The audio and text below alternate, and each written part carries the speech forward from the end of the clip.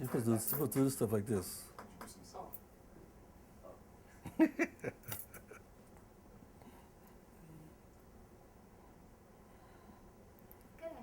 Dr. Nobles. If you could just please introduce yourself for the camera. I'm Dr. Nobles. I'm Dr. Wade Nobles. Okay, thank you. I'm Dr. Wade Nobles, Ifakbemi Shengodari, Nana Kwaku Burko, the first Bejana. Could you maybe share a little bit about your history in the field of psychology? My history in the field of psychology. When I was born, my mother went to work as a maid at a mental health hospital in Mattapan, Massachusetts. And she came home every night, and this was pre-television, so that we didn't have television as entertainment.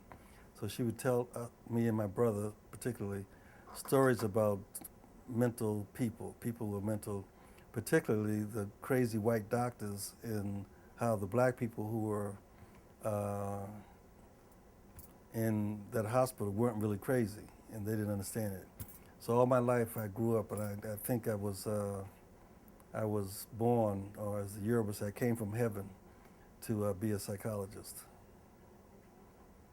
What is African psychology? Actually, African psychology is the only psychology that the first attempt by human beings to understand the spirit and human functioning was done in ancient Kemet, or what people call Egypt. And later on, way later on, some several thousand years later, Europeans began to talk about a psychology, and which really was an armchair philosophy that later on became, with Wundt, became based on laboratory, and it became, quote, scientific psychology. But all that is very recent. The original psychology was in ancient Egypt or ancient Kemet by black people, and in that place, black people began to talk about. In fact, there is a huge a scene in the pyramids. It's called the psychostasis, and the psychostasis is that scene that some of you know about, where you have the initiate being judged by the netters or by the gods, and the weighing of his heart against the feather of Ma'at. That is an ancient scene. It's called the psychostasis. And in that scene, the interpretation of it is that man or woman must go through a judgment of their righteousness. And when they are found wanting, they have to be taught the right way. And the right way is what we call therapy. Teaching the right way is what later the Europeans call therapy. But that early issue was called the origin of psychology. And that we call call the base of African psychology.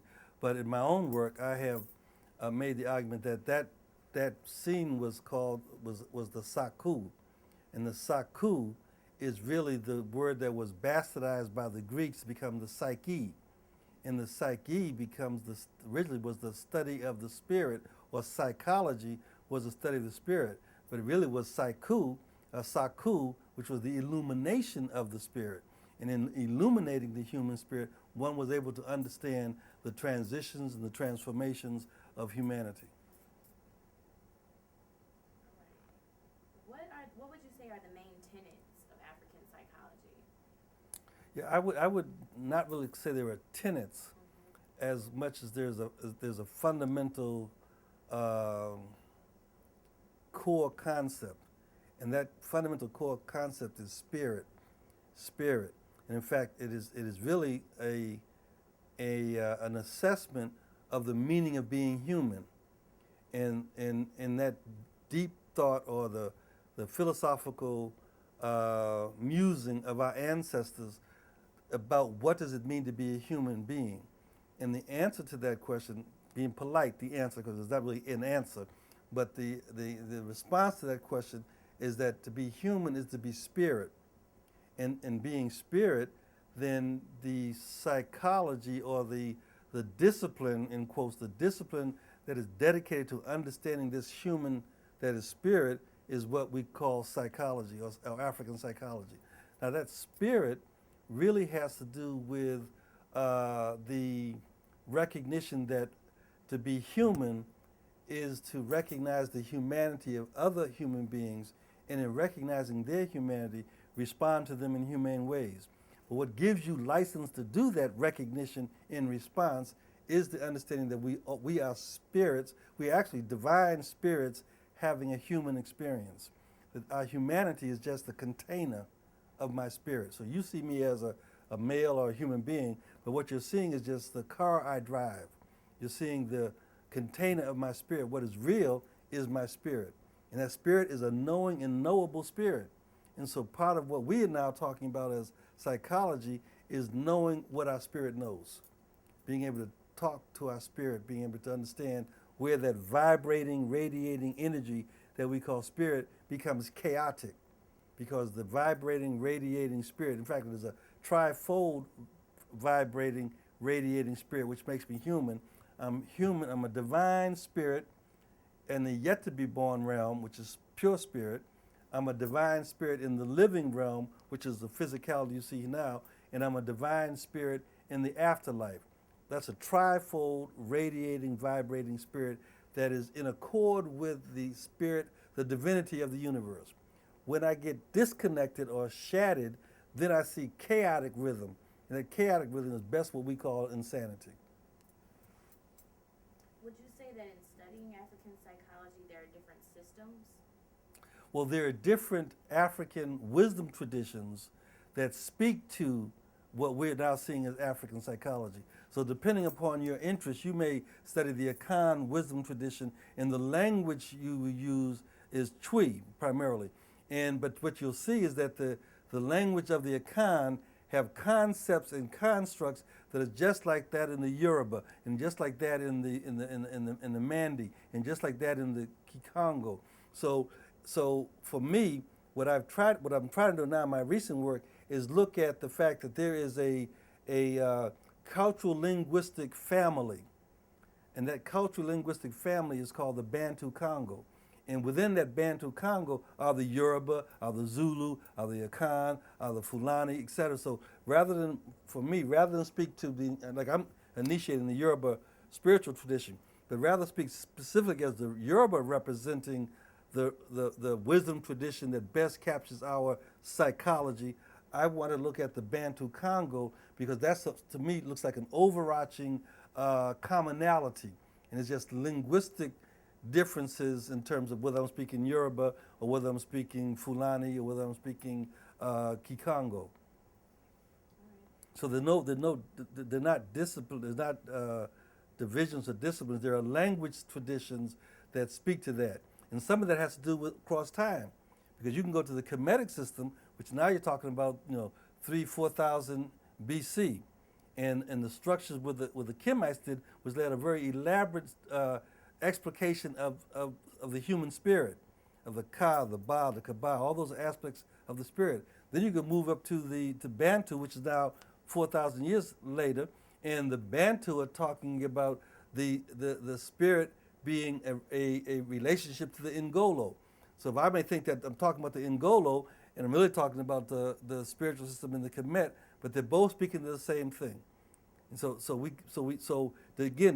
what's I think going to happen is that as we black psychologists begin to embrace this idea of an African psychology, different ones of us will radiate to the different linguistic or cultural systems.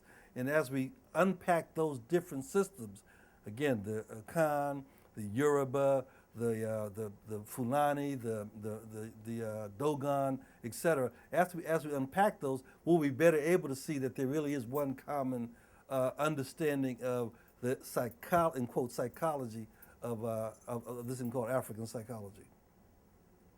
And I would hope we don't get in debate to say, oh, I'm a Yoruba African psychologist, I'm a Mandi African psychologist, I'm a Twi African, I'm a Umuntu African psychologist. I think we can be careful that we don't let our training, the legacy of our training, which is to demarcate and have divisions, because that's one of the things that European psychology does, is it says that I'm a developmental psychologist and therefore I specialize in this, and I'm a personality psychologist. I was trained as a social experimental psychologist, as if I'm only social, my humanity, or I'm only developmental, or I only deal with personality, or I only deal with child development. Those are artificial and actually I think dysfunctional categorizations of what it means to be a human being. Because I don't walk in the world just as personality. In fact, again, the Bantu Congo that I think is the overarching one say that we actually walk in the world as unique, invaluable spirits vibrating in 7 different directions. So we don't just walk forward and back, we vibrate in 7 different directions. And part of what I was sharing with the convention this year is that idea suggests to me that the vibrating in 7 different directions may have some import for understanding what kinds of dysfunctional rhythms may need to be addressed. And we see it, and I suggest that we can see this in its in a pictorial way when we watch how black people dance. We actually dance, in most of our dances are in 7 directions. And I suggested that during our, I make jokingly that we have an A-B-side tribal dance, which we do with the electric slide at every convention. That's the A-B-side tribal dance. But if you watch that A-B-side tribal dance, it goes back, forward, right, left, up, down. That's 7, they really are 7 different directions.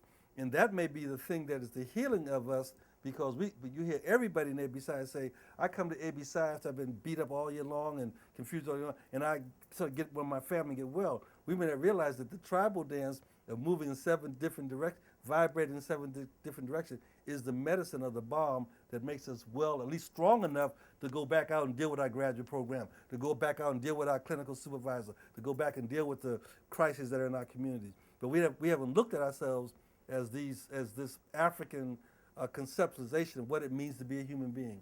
And we start doing that, we start seeing the world differently. Michael Jackson just died or was killed, we don't know which was, but he just died, and they showed a lot of his genius as a dancer. If you look at his dancing, all his stuff is going in directions, 7 different directions. He's spinning around counterclockwise. What does all that mean? And then then go to the club and watch black folk do what we do.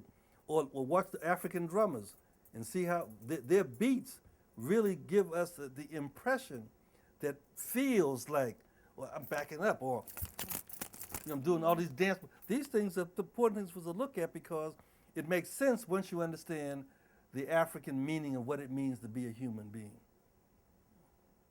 Could you tell us a little bit about the creation of A-B-Side? Yeah, my understanding of that experience was that I was an undergraduate student when APA came to San Francisco, and one of my teachers, and I don't know which, gave an extra credit assignment to go and be gopher or flunky at APA, go hand out flyers and leaflets for extra credit. And so I always took the opportunity to get extra credit, but I knew that I was going to APA, which for me was white psychology. Even at that time, I decided there was not psychology, there was white psychology. And with Dr. Joe White, I had the opportunity to sort of serve as a co-teacher or teaching assistant on his first course on black psychology.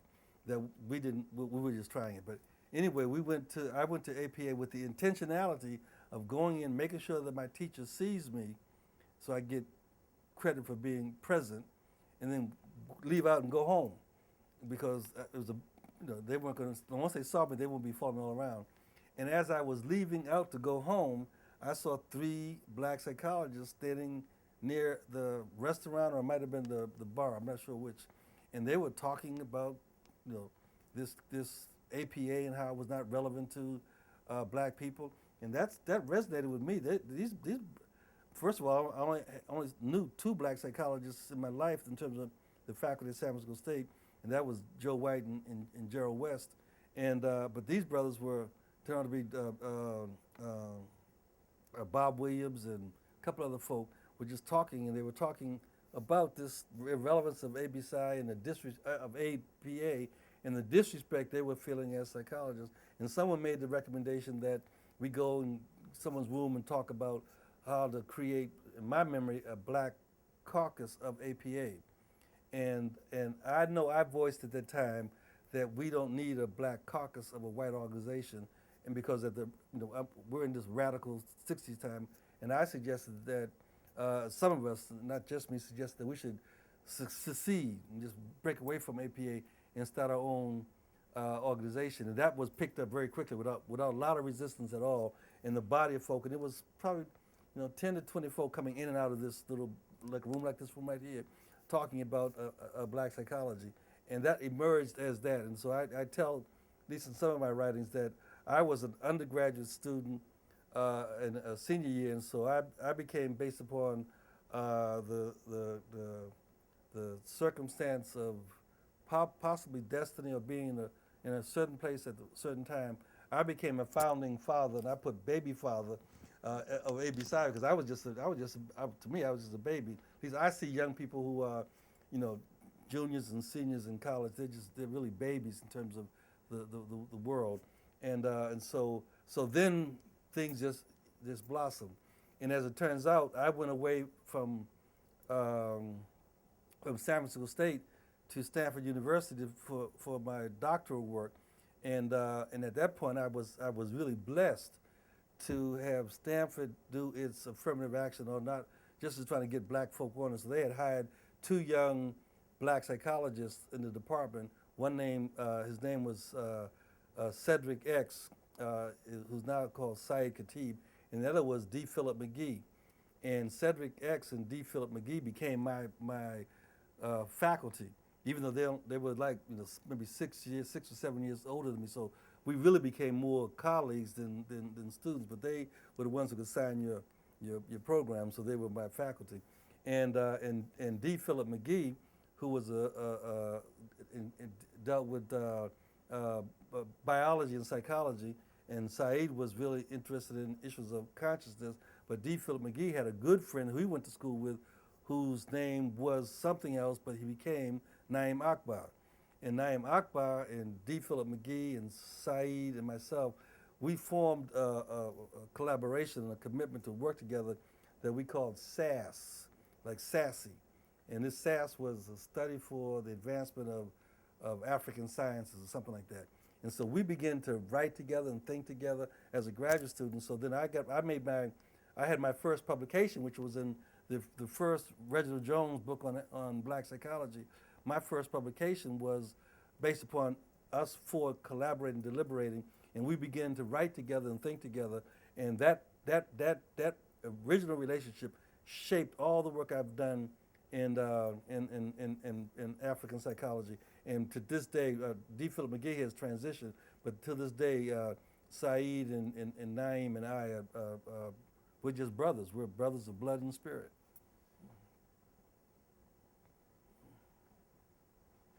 That's it? That's it, 19 minutes. Thank you. Well, now let me tell you the real deal. I do have a question though.